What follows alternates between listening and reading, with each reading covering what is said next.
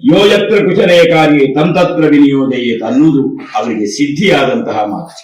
ಯಾರು ಎಲ್ಲಿಗೆ ಒಬ್ಬ ವಿದ್ಯಾರ್ಥಿಯನ್ನು ನೋಡಿದ ತಕ್ಷಣ ಇವ ಉಪನ್ಯಾಸವನ್ನು ಮಾಡುವುದರಲ್ಲಿ ಸಮರ್ಥನಾಗ್ತಾನೆ ಎನ್ನುವ ಸಿದ್ಧಾಂತಕ್ಕೆ ಅವರು ಬರ್ತಾರೆ.